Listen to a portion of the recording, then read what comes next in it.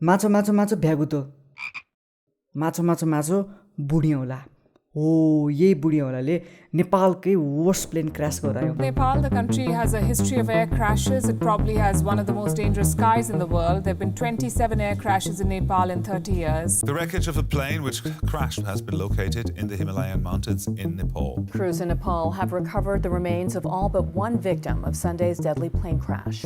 सुमसुम जाँदै गरेको तारा एयरको ट्विनेटर विमान मुस्ताङको मानापाती हिमालको फेदीमा दुर्घटनाग्रस्त अवस्थामा फेला परेको थियो। वेदर सफा थियो, प्लेनमा केही पनि समस्या थिएन, क्र्यु मेम्बर्स पनि एक्सपिरियन्स थिए, क्याप्टेनसँग 13,000 घण्टाको फ्लाइट उडाएको अनुभव थियो। तर पनि प्लेनमा सवार 167 यात्रुहरू बस्न सकेनन्, जबकि ल्यान्ड हुन मात्र 6 मिनट बाँकी थियो।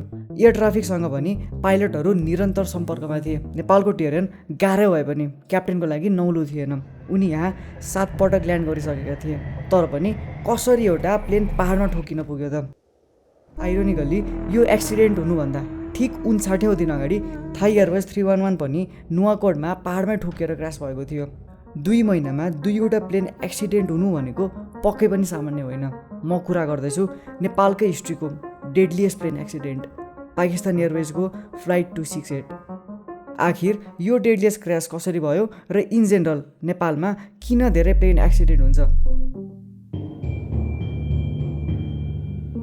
कथा हो 28 सेप्टेम्बर 1992 को नेपाली समय 12:08 पाकिस्तानको कराची एयरपोर्टबाट 155 प्यासेन्जर्सलाई लिएर प्लेन काठमाडौँ आउँदै थियो। जहाजका क्याप्टेन थिए 49 वर्षीय इफ्तिकर जुनुवा, जोसँग 13,000 घण्टाको फ्लाइट आवर्स थियो। पाइलटहरू कतिका एक्सपिरियन्स छन् वा छैनन् भन्ने कुरा यही फ्लाइट आवर्सले दिन्छ। क्याप्टेन इफ्तिकरका साथै 38 वर्षीय फर्स्ट अफिसर हसन अख्तर पनि थिए। त्यस समय पाकिस्तानमा टेरोरिजम पिकमा थियो। विगतका केही समयमा आतङ्कवादीले प्लेनलाई हाइज्याकिङ नगरेका पनि थिएनन्। यस्तै हाइज्याकिङ फेरि नहोस् भनेर पाकिस्तान गभर्मेन्टले हरेक प्लेनमा वेल ट्रेन सेक्युरिटी गार्डहरू राखेको थियो।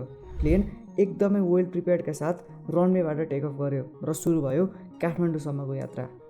केही बेरमै प्लेन नेपालको एयर स्पेसभित्र प्रवेश गर्यो र एज युजल क्याप्टेन र फर्स्ट अफिसर टिआइएको एटिसीसँग कुरा गर्दै थिए र आफ्नो प्लेनको कोअर्डिनेट्स र हाइटको इन्फर्मेसन दिँदै थिए। यता प्यासेन्जर्सहरू माउन्टेन रेन्ज देखेर दङ्ग पर्दै थिए। लेट सेप्टेम्बर भनेको नेपालमा दसैँतिरको समय, नेपालको प्रायःजसो ट्रेकिङ र घुम्नको लागि बेस्ट सिजन।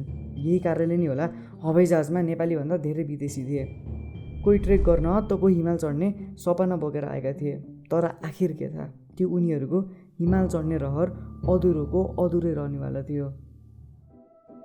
यता त्रिभुवन एयरपोर्टमा अहिलेको जस्तो अत्याधुनिक रेडार इन्स्टल गरिएको थिएन, जसले गर्दा प्लेनको लोकेसन एयर ट्राफिक कन्ट्रोलर एटिसीलाई थाहा हुँदैन थियो र पाइलट आफैले प्लेनको हाइट, रनवेसम्मको डिस्टेन्स र विमानको भेलोसिटी जस्ता टेक्निकल कुराहरू एटिसीलाई म्यानुअली जानकारी दिइराख्नु पर्थ्यो। हाम्रो कथामा यो प्लेन 14,000 फिट माथि उड्दै थियो। रेफरेन्सको लागि सगरमाथा 29,000 फिट अग्लो छ। प्लेन उड्दै थियो र यतिकैमा थोरै अगाडि एउटा स्टर्म क्लाउड नजिकै आइरहेको क्याप्टेनले देखे। खासै सिरियस नभए पनि प्लेनलाई थोरै मोड्नुपर्ने भएकाले भित्र प्यासेन्जर्सलाई सिट बेल्ट राम्रोसँग लगाउन क्याप्टेनले आग्रह गर्छन्। स्टर्म अथवा आँधी, यस आँधीको बिचबाट प्लेनलाई लैजानुको साटो बरु एटिसीलाई खबर गरेर क्याप्टेनले स्टर्मलाई तर्काउँछन्।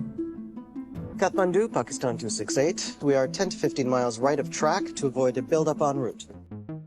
अहिलेसम्म सबै कुराहरू नर्मल नै हुँदै थियो। यदि सबै कुरा ठिकै भए अबको केही मिनटमै प्लेन ल्यान्ड गर्नेवाला थियो। फ्लाइट साउथबाट महाभारत रेन्ज हुँदै काठमाडौँतर्फ अघि बढ्दै थियो। महाभारत र चुरे रेन्ज हामीले सुन्दै आएका छौँ। महाभारत रेन्ज 13,000 फिट अग्लो छ भने चुरे रेन्ज भने अलि होजुर नै छ। अग्ला अग्ला पहाडहरूलाई छिचोलेर प्लेनलाई रनवेसम्म लिएर आउने जिम्मा क्याप्टेनको हुन्छ। स्टर्मबाट प्लेन तर्किएपछि फर्स्ट अफिसरले प्लेनको कन्ट्रोल क्याप्टेनलाई दिए। Pakistan 268 approaching overhead. Simra 150. Wind 180. Expect Sierra approach. Roger, call you at 16 miles. Expecting Sierra approach. Sierra approach, Commander. यहाँ दुईवटा नयाँ कुरा आयो, एउटा सिमरा र अर्को सिएरा एप्रोच। यो बुझ्न काठमाडौँको एयरपोर्टमा प्लेन कसरी ल्यान्ड हुन्छ भन्ने कुरा बुझ्नुपर्छ। गाडी हिँड्ने बाटो भने जस्तो प्लेन उड्ने पनि बाटो हुन्छ। काठमाडौँमा प्लेन आउने दुईवटा पोइन्ट छ, सिमरा र रोमियो। यहाँबाट रटन र गुराँस हुँदै प्लेन टिआइएमा ल्यान्ड गर्छ। हाम्रो यो कथामा प्लेन रोमियोबाट 22 डिग्रीको टर्न लिँदै रटनतिर अघि बढ्दै थियो र सिएरा एप्रोच सुरु भयो। टिआइएको रनवे 02 मा ल्यान्ड गर्न पाइलटले यो चार्ट फलो गर्नुपर्ने हुन्छ। यसमा कति नटिकल माइल्समा प्लेनको हाइट कति हुन्छ भनेर स्पष्ट लेखेको हुन्छ। काठमाडौँमा ल्यान्ड गर्न यदि प्लेन साउथबाट आउँदैछ भने युजल्ली रनवे 02 मा ल्यान्ड गर्छ र यही रनवे अर्कोतिरबाट हेर्दा रनवे 20 हुन्छ। रेफरेन्सको लागि यो रातो एरिया कोटेश्वर हो र यो निलो एरिया पेप्सीकोला। PIA 268 ले आफ्नो एल्टिट्युड बिस्तारै कम गर्न थाल्यो। एकैचोटि झ्याट्ट प्लेनले झार्नुभन्दा यसरी स्टेप बाई स्टेप गरेर हाइट घटाइन्छ, जसलाई यो केसमा सियर एप्रोच भनिन्छ।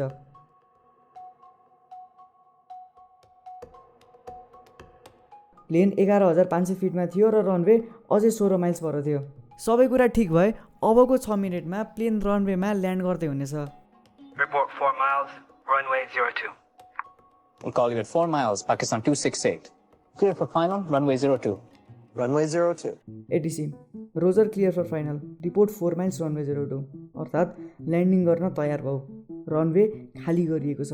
4 माइल्समा आइसकेपछि फेरि मलाई रिपोर्टिङ गर्नु। ETCले अर्को रिपोर्टिङ पर्खेर बस्छ। 1 मिनट बित्छ, 2 मिनट बित्छ र 3 मिनट पनि बित्छ। तर अहिलेसम्म प्लेनले 4 माइल्स कभर गरी रिपोर्ट गरिसक्नुपर्ने थियो।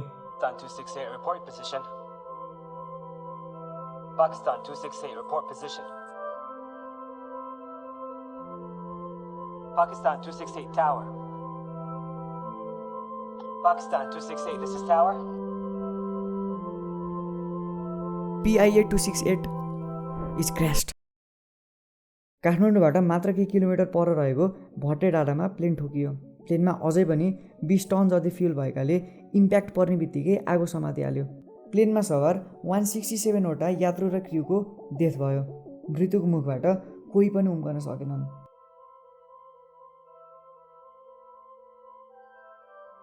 क्र्यास भएको केही घन्टामै नेपाल सरकारले इन्भेस्टिगेसन गर्न पहल गर्छ र यो एक्सिडेन्टलाई ब्रिटिसका इन्भेस्टिगेटर एन्ड्रयू रोबिन्सनले लिड गर्ने भए।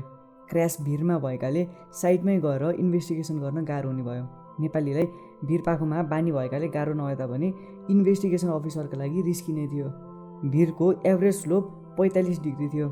क्र्यास साइट निकै नै डरदानाक थियो। गभर्मेन्टले इन्भेस्टिगेसनमा सघाउन नेपाली आर्मीलाई पनि डिप्लोय गर्छ। नेपाली आर्मीको अथाह मेहनत पश्चात फाइनल्ली ब्ल्याक बक्स पनि भेटियो। ब्ल्याक बक्स सम्भवतः प्लेनको पुच्छरतिर हुने गर्छ। प्लेनको इन्भेस्टिगेसनमा ब्ल्याक बक्स एकदम इम्पोर्टेन्ट हुन्छ।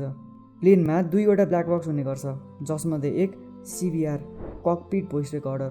CBRले पाइलट र एयर ट्राफिक बिचको संवादलाई सेभ गरेर राख्छ र अर्को digital flight data recorder DFDR, जसले प्लेनको हाइट, एयरक्राफ्टको बारे, टेक्निकल इन्फर्मेसन र अरू डिटेल्सहरूलाई सेभ गरेर राख्छ। अब यी ब्ल्याक बक्सहरू डिकोड गर्न पेरिस पठाइयो। यसबाट इन्फर्मेसन आउँदै गर्दा यता टिमले रेकेज र क्र्यास साइटको फोटोजहरूलाई हेरेर स्टडी गर्न थाल्छन्। यो इमेजलाई हेर्दा पहाडसँग प्लेनको विङ्स ठोकिए जस्तो क्र्यास साइटमा देखिन्थ्यो। प्लेन बजारिएको पहाडभन्दा करिब 1.5 मिटर तल रहेको यो रुखको माथिल्लो पार्ट हेर्नुहोस्।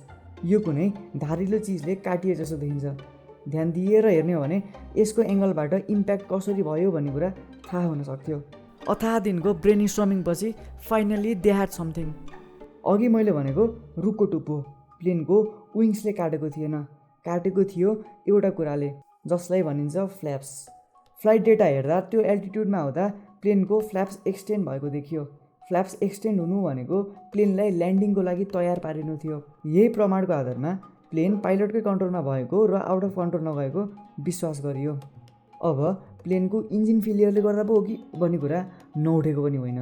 इन्जिन फेल भएको खण्डमा चाहिने जति प्लेनले थ्रस्ट पाउन सकेन र अल्टिमेटली क्र्यास भएको हुन सक्ने तर्क पनि आयो।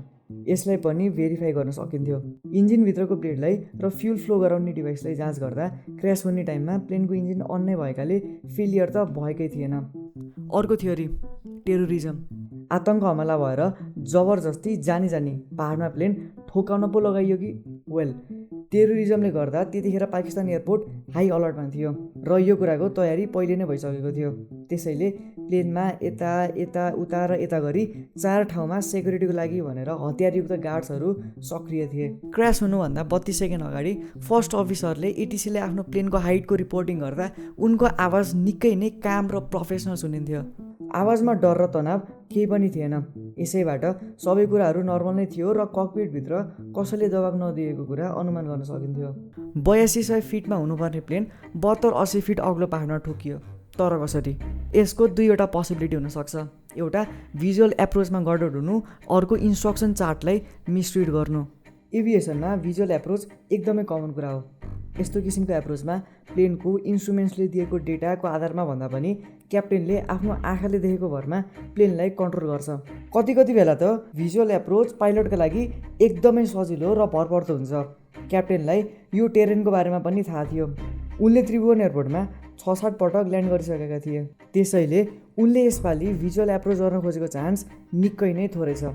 अब लास्ट थ्योरी, यो डिसेन्ट एप्रोच चार्टलाई मिसइन्टरप्रेट गर्नु अथवा फलो गर्न कोसिस गर्दै मिस्टेक हुनु।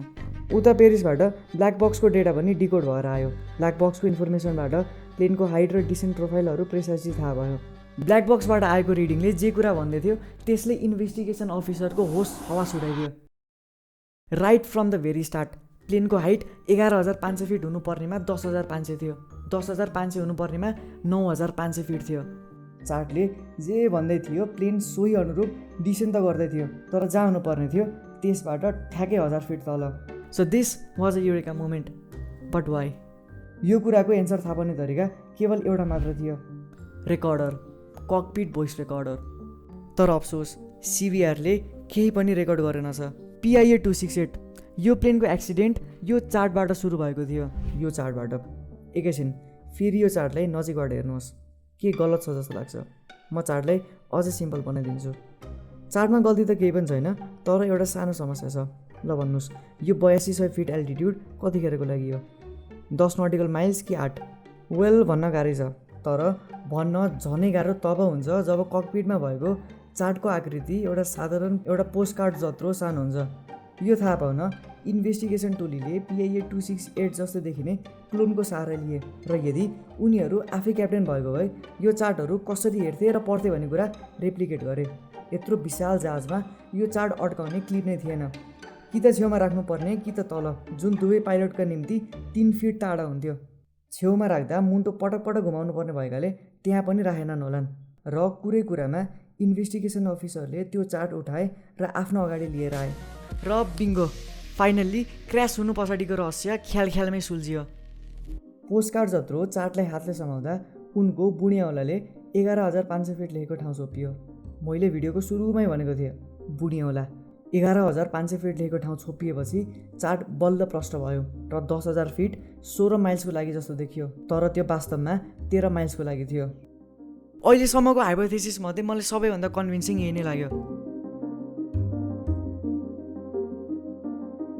वेल, प्लेन पहाडमा ठोकियो र ठोकिए लगत्तै के गरियो त? सम्पूर्ण एयरबस A300 मोडलका जहाजहरूलाई ग्राउन्डेड गरियो र इन्स्ट्रक्सन चार्ट अड्काउन मिल्ने ठाउँ पनि बनाइयो। यता त्रिभुवन एयरपोर्टमा हाइटेक रेडार इन्स्टल गरियो। तर बस के यो मात्र काफी थियो त? दुर्घटना लगत्तै सेफ्टीमा काम गरिएन, बरु क्र्यास भएको डाँडाको पिँधमा मूर्ति बनाइयो, प्रतिमा बनाइयो। एयर सेफ्टीको बारेमा कसैले चासो नै देखाएन। र यो कुरा सोच्दै गर्दा मेरो मन आतिन्छ कि पछिल्लो 50 वर्षमा 50 भन्दा बढी प्लेन एक्सिडेन्ट भयो।